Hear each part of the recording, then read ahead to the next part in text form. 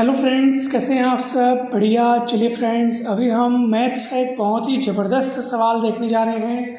Class 10th maths chapter number 2 polynomials. तो काफ़ी important सवाल है दोस्तों, चलिए समझते हैं हम इसको।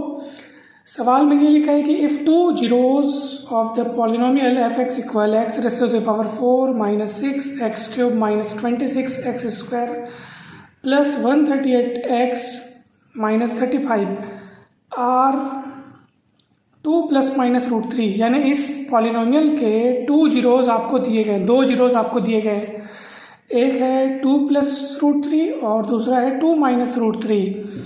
तो हमको फाइंड अदर जीरोज़, तो अन्य जो इसके जीरोज़ हैं वो पता करना है। तो ऑब्वियस सी बात है कि इस पॉलिनोमियल की डिग्री 4 है, क्योंकि यहाँ पे x का हाईएस्ट एक्सपोनेंट, x की अधिकतम घात कितनी है? 4 है। तो इस पॉलिनोमियल की डिग्री 4 है, इसलिए इसके 4 जीरोज़ होंगे। टोटल नंबर ऑफ जीरोज़ 4 होंगे, जिसमें से 2 जीरोज़ आपको दे दिए गए हैं। तो बचे हुए 2 जीरोज़ को पता करना है।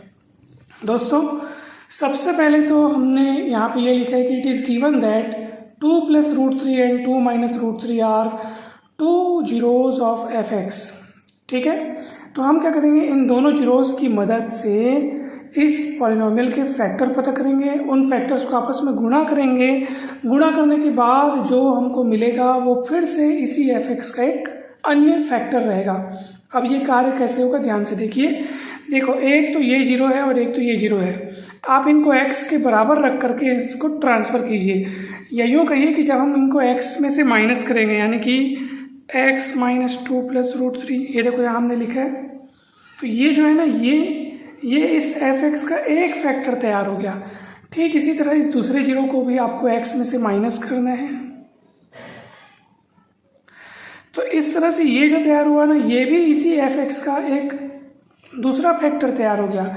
और जब इन दोनों फैक्टर को आप गुणा करोगे तो फिर ये जो तैयार होगा वो भी इसी एफ एक्स का एक फैक्टर रहेगा। भाई, ये दोनों फैक्टर है, इसलिए इन दोनों का गुणा जो है वो भी एक फैक्टर रहेगा इसी एफ एक्स का। ठीक है, तो हमको क्या करना है, हमको अब इन दोनों को गुणा करना है। तो आप देख सकते हैं कि इसको पहले ब्रैकेट ओपन करके हम इस तरह से लिखे हैं, x माइनस 2 माइनस रूट 3 और x minus 2 plus root 3।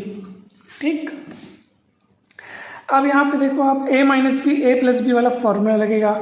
a minus B यानी a के स्थान पर आप x माइनस 2 को देखो, तो x माइनस 2 को a के स्थान पर देखो, तो a माइनस बी और a प्लस बी, तो क्या होता है बताइए, a square minus B square, अर्थात x माइनस 2 का होल स्क्वायर माइनस रूट 3 का होल स्क्वायर। a के स्थान पर इसको देखो, तो a minus B, a plus B, तो a square minus B square. अब यहाँ पे आपको फॉर्मूला लगाना है, a माइनस बी का होल स्क्वायर यानी a square plus B square minus 2ab, और रूट 3 का स्क्वायर यानी 3, माइनस तो है ही। अब आप इसको सॉल्व कर लीजिए, तो ये एक्स स्क्वायर हो गया, ये माइनस 4x लिख लिया हमने, और 4 माइनस 3 यानी 1। तो ये जो तैयार हुआ है ना, ये उसी पॉलिनोमियल एफ एक्स का एक फैक्टर हुआ, क्योंकि ये दोनों ही इस पॉलिनोमियल के एक फैक्टर हैं, इसलिए इन दोनों का प्रोडक्ट यानी इन दोनों का गुणा ये भी इस पॉलिनोमियल का एक फैक्टर होगा। और फैक्टर होगा इसका मतलब उस पॉलिनोमियल को वो पूरा डिवाइड करेगा। तो इसलिए let us divide F X by X square minus 4x plus 1। तो इससे डिवाइड करना है हमको, इसलिए इसको इस तरफ लिख रहे हैं, और एफ एक्स को डिवाइड करना है, इसलिए एफ एक्स जो अपने को गिवन है प्रश्न में, ठीक है, उसको अपन यहाँ पे लिख रहे हैं डिविडेंड की जगह, ये है डिविज़र। ठीक है, डिवाइड करने का नियम आप लोगों को पता होगा दोस्तों, पिछले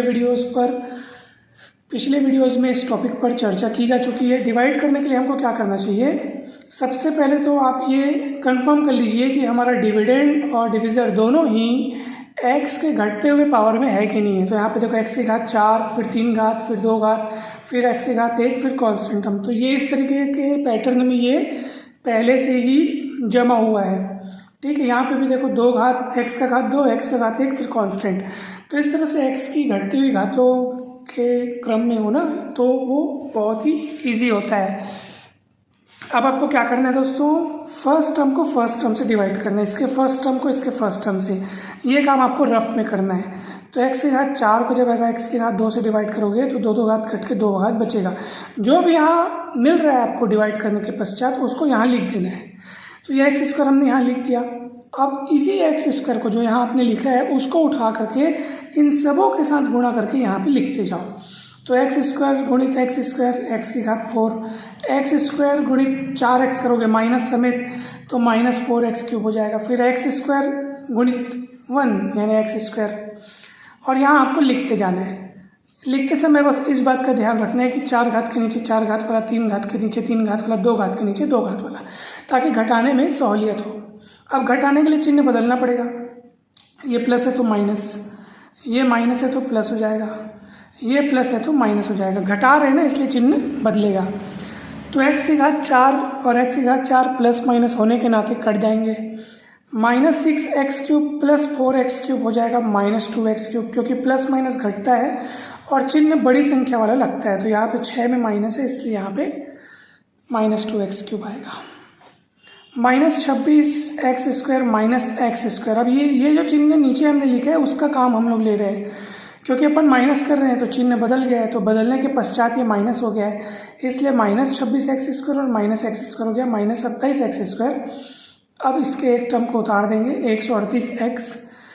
फिर से आपको वही काम करना है, फर्स्ट टर्म को फर्स्ट टर्म से डिवाइड करना है। तो अब आप -2x³ को x² से डिवाइड करेंगे तो x की घात 3 में से x की घात 2 कटेगा तो x बचेगा और -2 बचेगा, यानी कि -2x।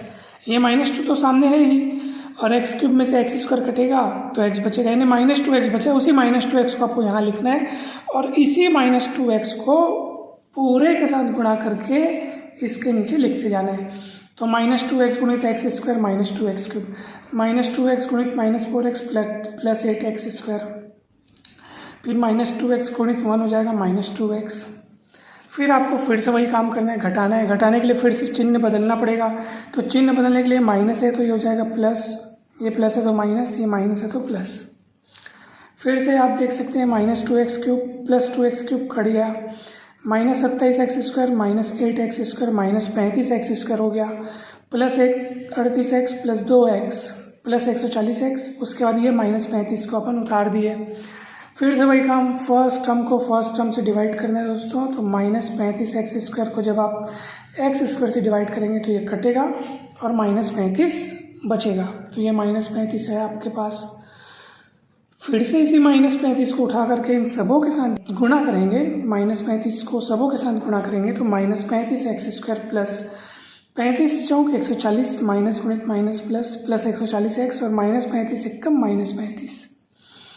फिर से आप घटाएंगे, घटाने के लिए चिन्ह बदलेंगे तो माइनस का हो जाएगा प्लस, मतलब इसको गोला लगाना था और ये ऐसा। फिर ये प्लस का हो जाएगा माइनस और ये माइनस का हो जाएगा प्लस, ऐसा। जो गोला लग रहा है मतलब वो पुराना चिन्ह है, और माइनस करने के कारण जो नया चिन्ह आ रहा है वो अपन नीचे लिखे हैं। तो -35x² प्लस 35x² कट के 0 हो जा रहा है, plus 140x minus 140x cut के 0, -35 प्लस 35 कट के 0, मतलब ओवरऑल सब कट पिट के 0 मिल गया। तो ये जो मिला है दोस्तों अपने को भागफल के रूप में, यही हमारा अनदर फैक्टर है f(x) का। एक फैक्टर से डिवाइड किए तो दूसरा फैक्टर हमको भागफल के रूप में मिल गया, अर्थात इस फैक्टर और इस फैक्टर को आप गुणा करोगे तो वापस आपको f(x) मिलेगा। यानी f(x) को हम लोग ये वाला गुणित ये वाला लिख सकते हैं। और ये जो है ये फैक्टर उन्हीं दोनों जीरोज़ की मदद से तैयार किया गया था, यानी अन्य दो जो जीरोज़ हैं वो इसकी मदद से हमको मिलेंगे। तो हमको इस पॉलिनोमियल के जीरोज़ खोजना है। तो चलिए पहले इसको हम फैक्टराइज करते हैं दोस्तों। तो आप देख सकते हैं कि इसको फैक्टराइज किया गया है, x² माइनस 2x माइनस 35। तो मध्य पद को हम लोग तोड़े हैं, ऐसे दो भागों में तोड़ना है कि गुणा करने पर -35 आए और जोड़ने घटाने पर आपको -2 मिलना चाहिए। तो -7 प्लस 5 यानी कि -7x प्लस 5x, ठीक। तो यहाँ पे आप गुणांकों को देख सकते हैं, -7 गुणित 5 करेंगे तो -35 मिलेगा और -7 प्लस 5 है ना -2 होता है। तो इस तरह से x कॉमन निकलेगा, x -7 बचेगा, यहाँ से 5 कॉमन निकलेगा, x -7 बचेगा, फिर x -7 कॉमन, यहाँ x बचेगा, यहाँ +5 बचेगा।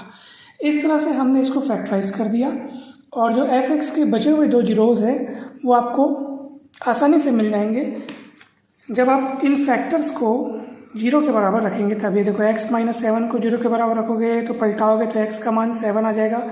ये एक जीरोज़ हो गया यानी 0 हो गया। और ये x + 5 को जब आप 0 के बराबर रखोगे तो x का मान आ जाएगा -5। ठीक है, तो इस तरह से आपको ये अन्य 2 जीरोज़ आपको मिल गए जो कि इन्हीं फैक्टर्स को 0 के बराबर रखने से प्राप्त हुए।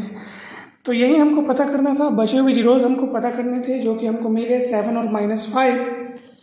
ठीक है, 7 और -5 ये 2 बचे हुए जीरोज़ हैं। इस तरह टोटल 4 जीरोज़ हो गए जिसमें से 2 हमको प्रश्न में दिए हैं और 2 हमने पता किए। और इस तरह से ये क्वेश्चन सॉल्व होता है दोस्तों। हमें पूरी उम्मीद है कि आपको ये बहुत बढ़िया तरीके से ये सवाल समझ में आएगा। कहीं पर भी डाउट होगा तो बिल्कुल बिंदास बेझिझक आप पूछ सकते हैं। दोस्तों वीडियो अच्छा लगा हो तो लाइक ज़रूर करें, चैनल को सब्सक्राइब कर वीडियो को शेयर ज़रूर करें। आप सभी को बहुत बहुत धन्यवाद दोस्तों। जल्द ही मिलते हैं हम नेक्स्ट वीडियो में।